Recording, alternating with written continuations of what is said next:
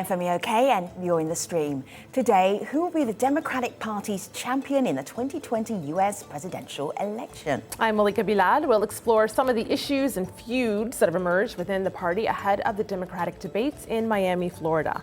What issues do you want the candidates to address? Tweet us at AJStream or leave a comment in the YouTube chat. We'll do our best to get them into the conversation. But first, have a listen to this comment from political historian Alan Lichtman, who has successfully predicted the outcome of every U.S. presidential election since 1984. Right now, Joe Biden is leading in the polls by a reasonably substantial margin among Democrats, but that simply reflects name recognition.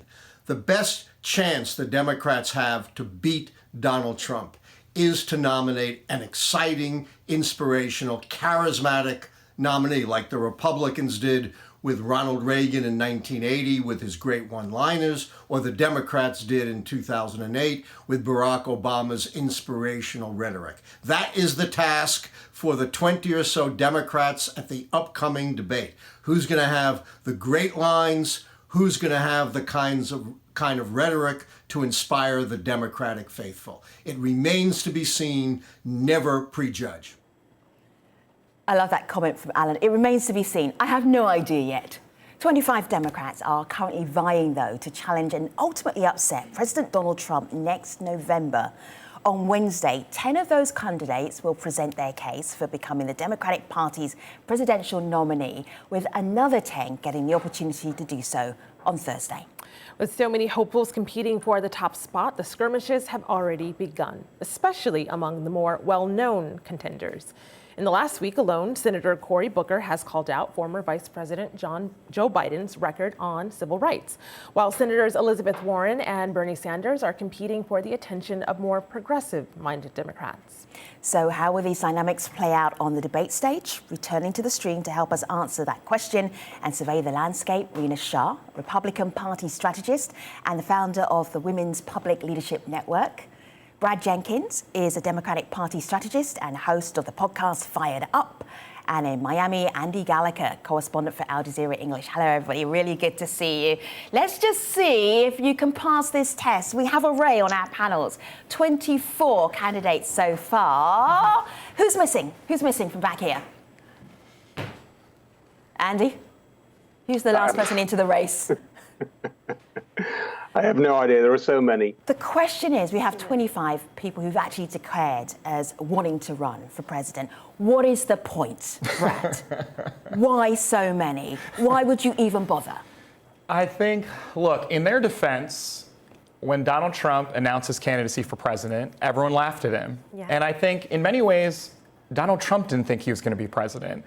So I think that this just shows, in many ways, I think it shows the lack, unfortunately, the lack of leadership in the Democratic Party when you had a transformational candidate like Barack Obama preside over a presidency for 8 years and kind of fold back into a post-presidency life. There's a lot to fill that void, and we haven't quite filled that void. So I think look, there's way too many. I think Samantha Bee did a great job of laying out all of the people that should be running for Senate, not for president. Right. Samantha Bee, well-known American comedian. Well-known American comedian, right. Sorry for the Canadian. International folks. Canadian. Excuse me, Canadian. But I think that at the end of the day, not all of these candidates are going to continue on to these next debates. This is the first large skirmish, these first two. And then that field will continue to whittle down. But something you said there is so revealing. And I think all these candidates reveal one thing, and it's that the Democratic Party is fractured, sadly. We were talking offline, and we talk about how Republicans unify. They coalesce. They get in line. And that's what they did around Donald Trump. And so there were many people who laughed, who were establishment Republicans who now have such loyalty to this president. They laughed when he came down that golden escalator. So it's no surprise, of course, that the other side would think that this is anyone's game and that anyone has a shot. I mean, the most recent entry is Joe Sestak, a former congressman. And that's the person who was missing off the panel. Yes, there you exactly, go. Yes. Yeah. And so talking to voters actually has been one of the most revealing things for me. I've been talking to a lot of people who want to vote Democrat over the in the 2020 election, and a couple of them said to me, there are just too many. Some of these people need to get out the way, stop bandstanding, stop trying to raise their profile. Let's get this down to a sensible number. and let's get on with it. But I think everyone on the panel has nailed it so far. The Democratic Party is going through an ideological crisis between the people on the progressive left and the more moderate people. But I think ultimately they just want to get this down from 20-something to just a few. But Alan at the start really did nail it. If you look at someone like Julian Castro, he has all the ingredients to be an Obama type candidate. He's young, he's Hispanic. He's just dropped off the radar in the last couple of years. So I think for those lesser-known candidates, it's all going to be about getting momentum. And I think somebody worked out over these first 2 debates, each candidate will get about 7 minutes. Yikes. So in that 7 minutes, they really need to come up with those one-liners to make themselves stand out from the more well-known candidates. It's a big challenge, not just for them, but I think also for Democrats waiting to vote. So Brad there said skirmishes, and I know that's what we're seeing in the community, Malika, right? So Serena here on Twitter says, I think if we can avoid the mistakes of 2016, namely the extreme mudslinging and viciousness, we should come out of the primaries with a solid candidate that stands a real chance of winning the White House. They'd hashtag Kamala Harris there, 2020, so you know where Serena stands. But Brad, viciousness and mudslinging, are we already seeing that? I don't think so. I mean, look, I think the big difference between the real drag-out fight between Hillary Clinton and Bernie Sanders is that Bernie Sanders is not a Democrat, right? He really ran against the Democratic Party. He ran against the Democratic National Committee. And so it's very hard to unify the party when you have a candidate who is in many ways was trying to burn it down. I mean, he would say he was trying to reform it, but he was really railing against the system itself. I think this feels very different.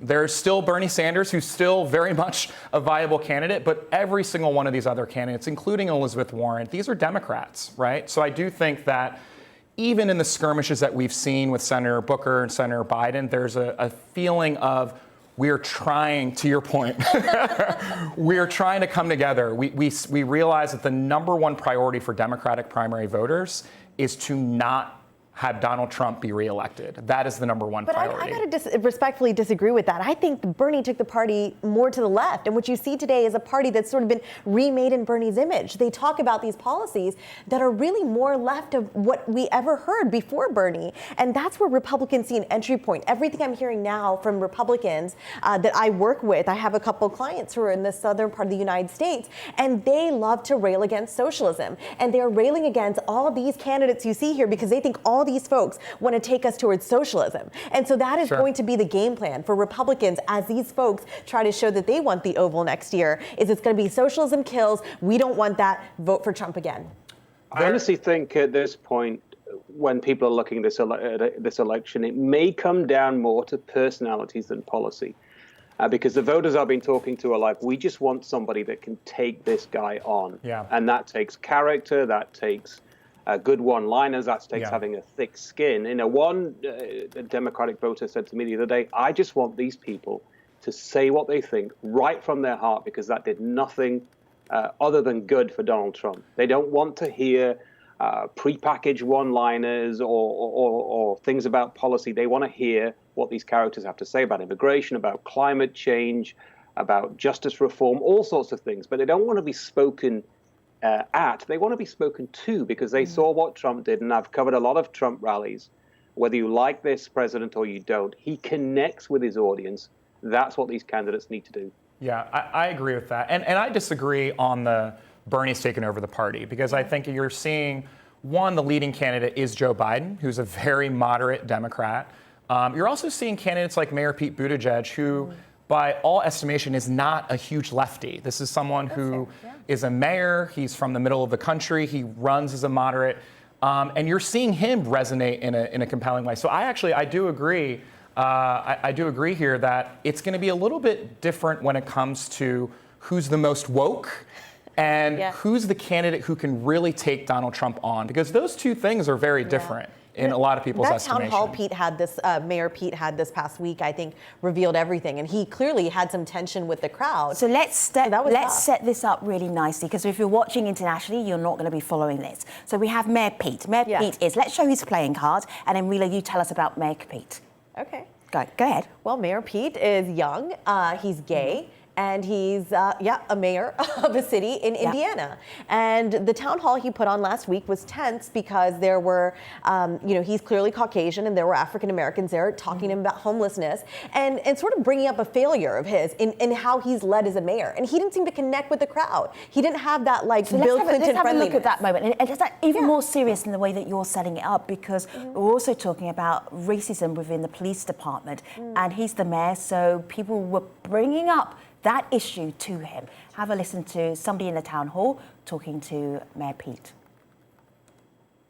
Get the racists off the streets. It's disrespectful that I wake up every day scared. It's disrespectful that I have 3 boys that I have to teach today what to do. Get them off the streets. Any racist is at the damn desk. Put them at the desk, make them do paperwork. Put the people that care about the fact that you're different than me, honey, I love your hair. Make them the ones out there on the streets. Thank you, ma'am. Thank you. I will say that if anyone who is on patrol is shown to be a racist or to do something racist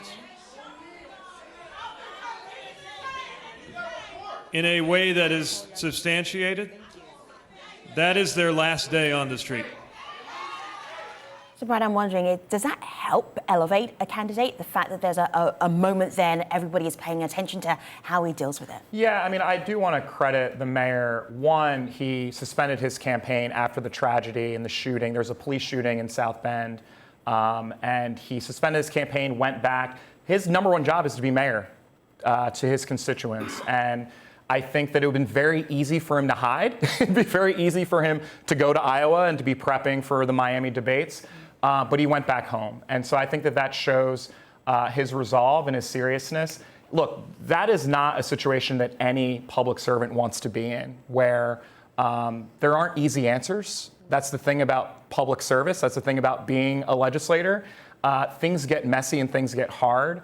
I see this as an opportunity. I mean, I agree it was not the greatest. It was a missed opportunity. I think it was not the greatest performative opportunity, but I do think that there is an opportunity for Mayor Pete, as he said, that now that there's a spotlight on this, for him to have real solutions, not just for South Bend, but for the country. This is a situation that affects every community. And so we'll see. I mean, the spotlight will be on Pete in these debates, and he will, I imagine the first question he will get will be about this. So it'll be very interesting to see if he has this resolve. And he got slammed by the Indiana police unions, incidentally, for his response to that town hall meeting. But these are the kind of complex challenges all these candidates are going to have to face. They're going to have to juggle with police forces who want support from officials, but the public, and this situation's been going on for decades, as we all know. That's going to be a difficult thing for him to face. But I think perhaps the more difficult thing for him to face is America ready for an openly gay candidate? That's a serious question. It's not flippant in any way, and these are very important debates coming up. But I think that's a question for the American public. Certainly lots of Democratic voters I've talked to say, I really like him. I really like this guy from Indiana, but I'm not sure if the country is ready for someone who is homosexual. So I think that's something that he certainly will face. But then when you think about the ages of Bernie Sanders and Joe Biden, who of course is in the lead in the polls right now, both those candidates are in their late 70s. So it's difficult. But then in the last few days, you've got both Warren and Bernie touting this idea to clear off all student debt, really kind of, appealing to those millennials who are weighed down by all the student debt. But again, that's an easy target for the Republicans to say, okay, so you want the bus drivers of today to pay for the lawyers of tomorrow. That could really backfire on both those candidates. So it's very complex. It's very early, as we all know. The Democrats don't even pick their candidate till next summer. So we have a long, long way to go. And I'm far from making any predictions at this point because we all know what happened in 2016. So, Andy, making it even more complex is perhaps a generational divide. Now, Brad, you alluded to this earlier, so I want to bring our international audience in on what we're talking about. This from Fortune, this headline, Joe Biden, Cory Booker should apologize, not me. And this is the former vice president who's speaking about a senator, Cory Booker from New Jersey. Sum up what happened for us. Rina, you want that job? Sum up why Joe Biden is saying that this young senator should apologize to him. What was it that, Joe Biden ended up saying, I don't have a racist bone in my body, right? And I think that's all you really need to know here, is that there were accusations lobbed at one another about the past. And I think Joe Biden feels that Cory Booker should sort of get in line and respect somebody who's been vice president of the United States, essentially.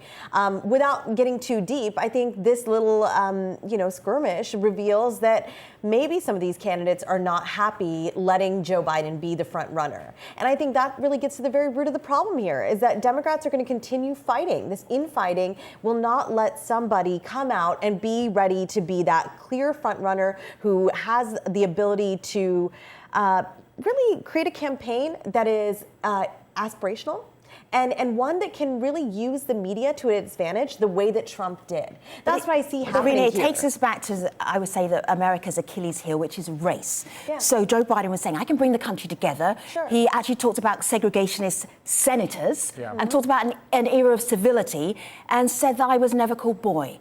And then if you know what that means, the weight of that, then Cory Booker said, you need to apologize. And Joe Biden said, I'm not going to apologize. And so it kind of escalated. So Gus, I just want to jump in here because I brought that up because our community has so much to say about it. So before I pivot this around, I want to share what some of those thoughts sound like. This is Jim, who I'm going to read 3 tweets from him because I don't want to misquote him. He says, I worry I will dig a hole for myself here, but here goes. Biden's comments on being able to get things done with Eastland, who was a staunch segregationist. He never called me boy. He always called me son. That's what Biden said. I found that shocking. Clearly, that was because Eastland was a racist and Biden is white. Biden's ability to reach across the aisle had nothing to do with not being called boy. Why was this not clear in Biden's mind? That's a mystery to me. I don't believe that Biden is anything close to a racist himself. He has a strong track record in favor of civil rights, but his remark was ill-considered and betrayed a thoughtless ignorance of those terms. So, Andy, I could hear you trying to get in there. Can you see where this is something that's ripe for people to kind of jump on and say, you're out of touch? I'm actually not sure, because I think one of the things the Democratic Party has to deal with is political correctness. I think a large majority of voters have simply had enough of being told that they're this or they're that and they can't use this kind of language.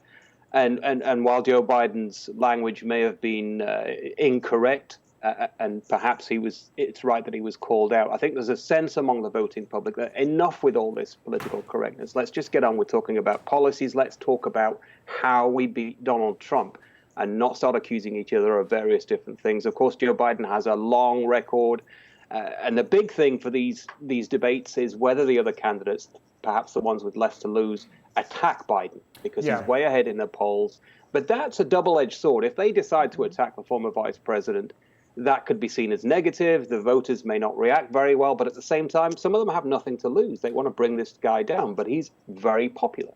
Yeah, look, I say this with all deference and respect for Vice President Biden, because I used to work in the Obama White House, used to work with the vice president. I think that, in my opinion, something like this makes Biden a better candidate in the long run, because I think that while I do agree that political correctness has run amok, this was just off in a number of different ways. I think, one, these remarks were at a big Wall Street fundraiser. So he's saying this to a whole bunch of rich people.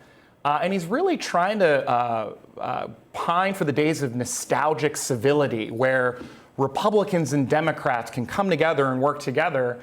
And when in reality, we were dealing with obstructionists and Republicans when Joe Biden was in office 2 years ago. We couldn't get Merrick Garland confirmed to be the Supreme Court justice 2 years ago. So it's a little bit of an alternate reality here, where we're pining for the days of working with segregationists, when at the same time, we have to confront the reality that we need to not look to the past, but look to the future. And I do agree that, with what was the gentleman name who said we need someone who's inspirational. I don't know that. It's Alan Lichtman, who predicted every single presidential he's right. president since 1984. I think he's 100% correct, because pining for the days of working with segregationists is not going to inspire anyone under the age of 45 years old. And so I believe that Senator Booker, with respect, corrected Senator Biden. And I think hopefully we won't make these types of mistakes in the future. And I think hopefully Biden will do a little bit of what Mayor Pete and Senator Warren is doing, which is they are evoking emotion and they are clearly delineating the vision that they're trying to create, not hearkening back to the past. Well, all of this may not matter if the economy keeps doing as well as it is at the moment. Sure. That's an undeniable obstacle that the Democrats may have to overcome. You know, if in 18 months' time, unemployment numbers are down, the market is sky high. If President Trump managed to sort out any kind of deal with China, you could see the market going up 2,000 points in one day. That may be their biggest obstacle because, you know, as Bill Clinton famously said, it's about the economy, stupid. And it essentially always is. It's about what people have in their purses and wallets, about how they feel about the economy, about their spending power. And right now, that could be the biggest Democrats' challenge in my mind.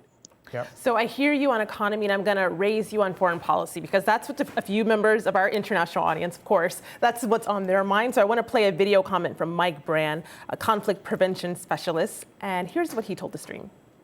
For me, in the 2020 election, the number one issue is foreign policy. We've seen how much can go wrong under the current president, and we need a president who's going to endorse a prevention-focused foreign policy and look to address the root causes and drivers of conflict, of environmental change, and many other factors. We need a prevention-focused foreign policy that'll address these issues so we can make sure that we're not consistently trying to put out the fires.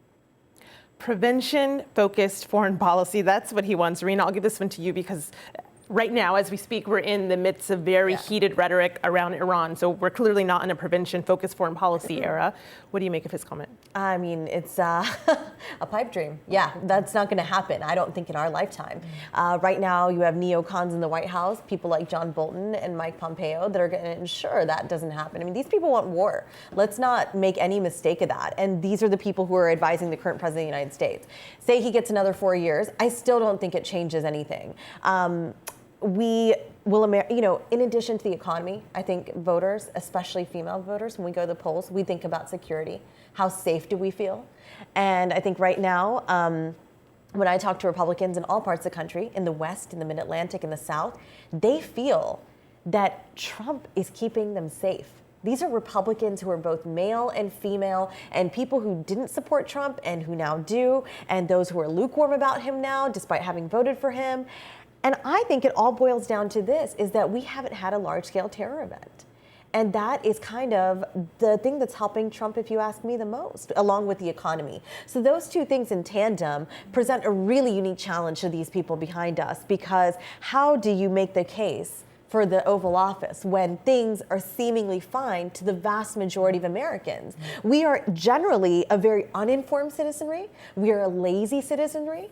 And it's true. I mean, it's like we don't know what we have until it's taken from us. And that's where my movement, which I was part of, the Never Trump movement, sees the biggest challenge. That's why we're so small. So guests, we have about a minute left in this show. I am really curious, as the beginning of these Democratic presidential debates start, how are they going to do once we start seeing them talking to each other, debating each other? Brad, you got 30 seconds. Look, I'm a nerd, so I can't wait. This is like the Super Bowl for me. I'm going to have all kinds of beer, guacamole.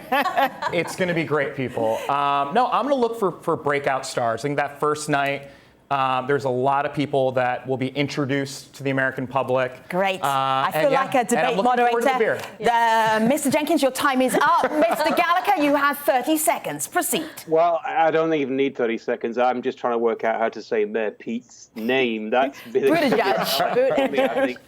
I've seen all sorts of different pronunciations, but I think these debates are very important. As a previous panelist said, it gets the American public the first chance to meet these people, because somebody said to me just the other day in the street, yes, up until this point, it's the media that's decided who they like. Now it's time. Andy, RINA, Brad, it's been good to have you. Malika. Oh, John from Arizona says, I think if the Dems put up a strong candidate like Bernie, they have a good chance of winning. Otherwise, they deserve to lose, and they will, and the people will suffer as a result. Thanks for that. John, and Arizona. Goodness me, it's going to be a year before we know who's going to be the presidential candidate for the Democrats. Enjoy the year. See you soon. Thanks for watching, everybody.